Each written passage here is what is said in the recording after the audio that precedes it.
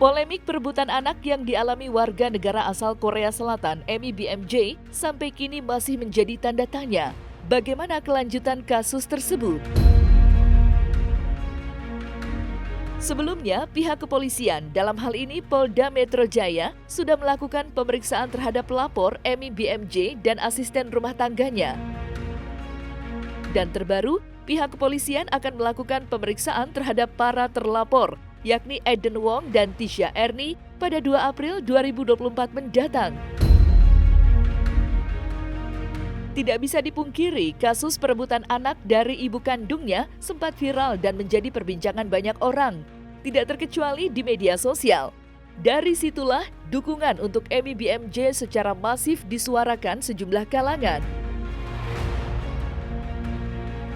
Lantas, seperti apa pakar hukum mengamati kasus perebutan anak tersebut? Mengapa pihak kepolisian terkesan bergerak lamban untuk memeriksa menangani kasus tersebut? Ada oknum TE ini bisa memegang anak orang, ibaratnya itu masih bayi dan masih perlu ASI eksklusif, dan yang memang sudah peraturan mungkin ini peraturan dunia gitu ya, bahkan di Indonesia dia orang Indonesia pula tahu gitu ya, dia itu menghalang-halangi ataupun tidak memberikan gitu ya. Bahkan kalau dia punya hati nurani, dia tinggal kasih ibunya, diambil ambil ASI-nya, terus diambil lagi masukin botol, di yang itu baru namanya hati nurani tergerak. Tapi kan ini nggak terjadi semua. Berarti di sini ada satu kondisi yang menurut saya ada dugaan gangguan di sini, gangguan secara ini dugaan saya gangguan di sini pertama. Itu dari segi yang saya lihat. Kalau dari segi yang lain, dari segi hukum, dari si pihak sudah dapat dilakukan laporan untuk si pihak TE ini. Karena buat apa dia berikut-ikutan di dalam, dia bukan istri sah ataupun tanda kutip apakah dia diduga istri siri atau apa gitu, posisi legal standingnya TE ini apa jadi dalam putaran kasus ini. Jadi kalau menurut saya pribadi memang si TE ini harus segera tanda kutip harus segera diproses, dan anak itu harus dikembalikan dulu untuk mendapatkan hak ASI-nya dulu. Baru sehabis itu kita bicarakan lagi langkah hukumnya. Satu sisi harus menghargai polisi gitu ya, karena jumlah kasus dengan jumlah anggota itu pasti tidak seimbang. Tapi di sini kan sudah sudah mencuat ke publik, no viral no justice. Itu memang polemik di bangsa ini seperti itu. Seharusnya karena ini menyangkut tanda kutip ya, ini menyangkut harkat seorang perempuan, kita bisa dong memprioritaskan, bukan menganggap kasus lain lebih tidak prioritas, tapi ini menyangkut anak bayi dan ibu perempuan, bisa dong kita prioritaskan untuk segera mendapatkan ASI dulu. Dapat itu dulu, baru kita lihat ke depannya bagaimana. Tapi ini kan belum berjalan. Harusnya seperti itu. Tinggal dipanggil kok TE itu kan. Polisi kita pasti kinerja bisa kok panggil segala macam, dilacak dia di mana pasti ketemu. Karena posisinya yang di rumah sakit itu kan dipegang sama dia. Yang saya nggak habis pikir adalah kenapa tidak dipegang sama bapaknya. Gitu posisinya. Itu menurut saya ini posisinya apa? Babysitter kah? Apakah dia dugaannya istri siri kah? Atau apa? Legal standingnya ini apa? Sekretaris kah? Sampai memegang, apakah itu termasuk job desk-nya dia? Gitu. Jadi makanya kondisinya itu yang harus kita pertanyakan. Jadi kalau dia tidak punya legal standing, ya berarti udah jelas dia menghalang-halangi. Jadi memang punya hak untuk dilaporkan si TE. Dan kan salah satu terlapor tuh ada di luar negeri. Itu apa bisa mengganggu kendala pemeriksaan tidak? Ya nanti akan dipastikan oleh penyelidik ya. Jadi sebenarnya polisi tanpa mikir panjang pun harus segera. Sementara belum ya, karena itu ada SOP-nya. Ini kan masih tahap penyelidikan ya. Penyelidikan itu fokus awalnya adalah memastikan ya fakta-fakta dikumpulkan, diklarifikasi dari beberapa saksi untuk memastikan apakah peristiwa ini pidana atau bukan.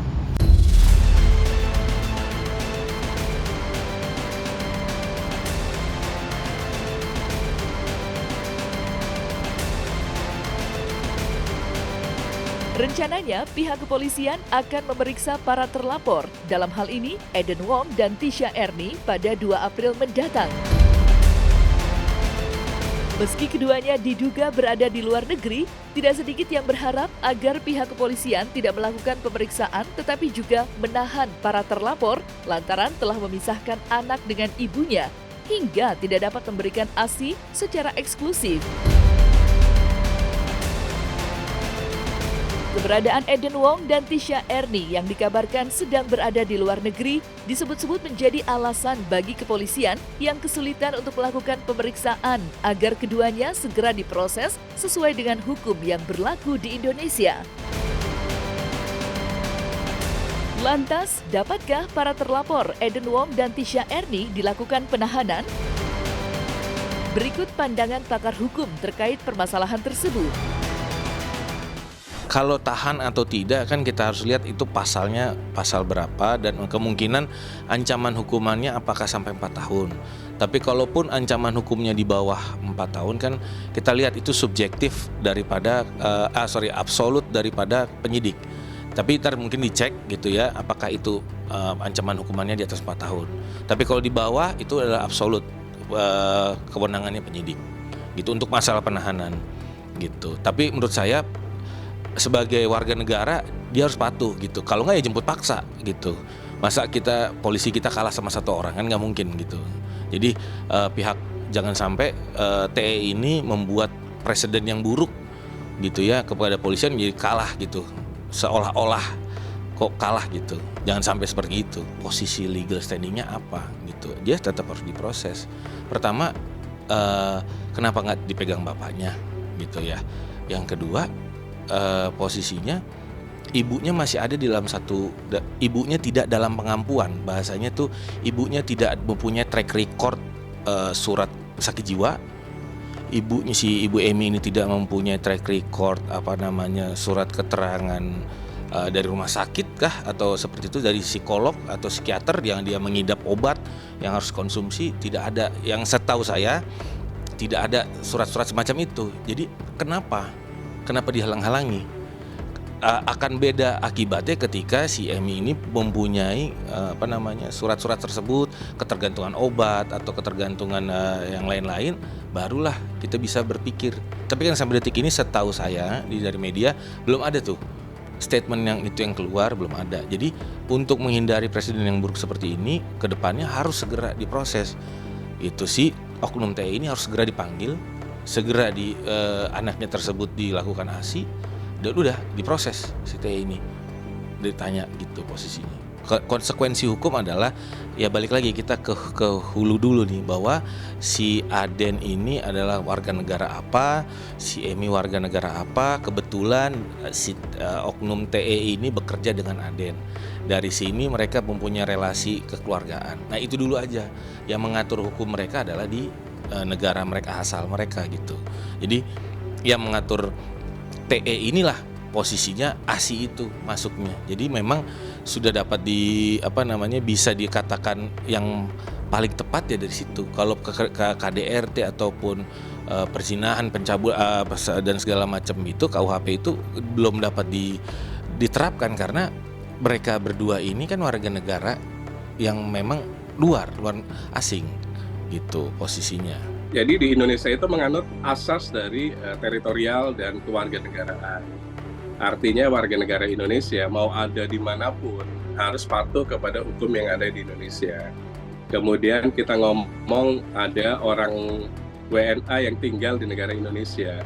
Apakah hukum yang berlaku hukum Indonesia? Sepanjang tinggal di Indonesia, berarti hukum yang berlaku adalah hukum di Indonesia. Apabila juga Tisha Ernie tidak patuh juga terhadap hukum pada proses penyidikan tentunya, ini akan dijemput paksa.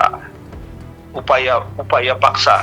Artinya upaya paksa ini adalah upaya untuk bisa menjemput, ya, memeriksa dan menetapkan kalau memang terpenuhi sudah semua unsur-unsur pidananya, termasuk dengan dia membawa lari tuh anaknya Aden Wong. Nah di sini yang paling terpenting adalah tentunya kerjasama baik antara negara Indonesia dengan negara yang dimana dia disinyalir atau kita melihat bahwa dia ada di negara misalnya Malaysia atau mana, itu pasti kita akan tentunya dari pihak Interpol juga akan membantu untuk bisa mencari, karena kan ini kasus ini kan harus dia bertanggung jawab.